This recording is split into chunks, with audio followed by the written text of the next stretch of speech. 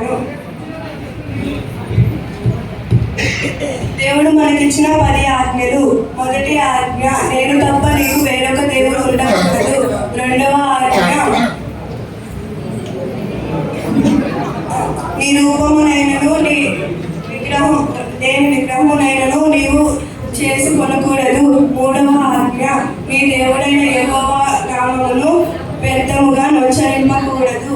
నాలుగవ ఆజ్ఞ, విశ్రాంతి దినములను పరిశుద్ధముగా ఆచరించుటకు జ్ఞాపకం ఉంచుకొనుము. ఐదవ ఆజ్ఞ, నీ తల్లిని నీ తండ్రిని సన్మానించుము. ఆరవ ఆజ్ఞ, నరహత్య చేయకూడదు. ఏడవ ఆజ్ఞ,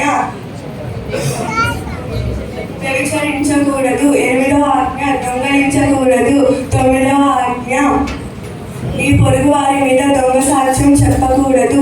10వ ఆజ్ఞ, నీ పొరుగు వారి ఇల్లు ఆశించకూడదు.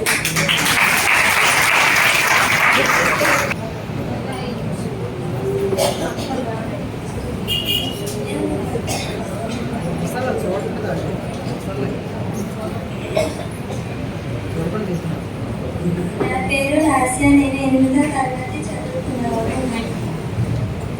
దేవుడు సిలువ దగ్గర చెప్పిన 7 మాటలు. తండ్రి వీరు చేయుచున్నారు కనుక వీరు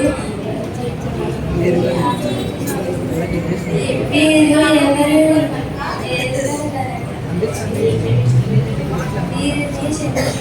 అని చెప్పుచున్నారు.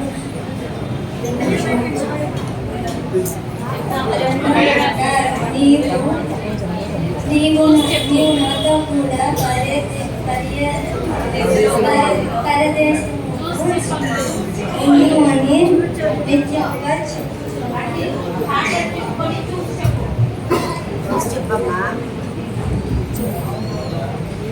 ఇదిగో నీ కుమారుడు అని తన తల్లితో చెప్పాను.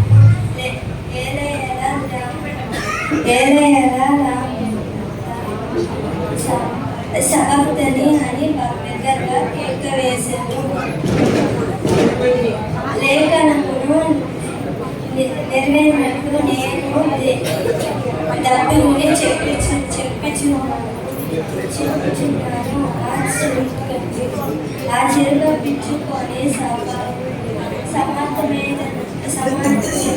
సమర్థమైనదని చెప్పి నా తలను మంచి ఆత్మను అప్పగించును.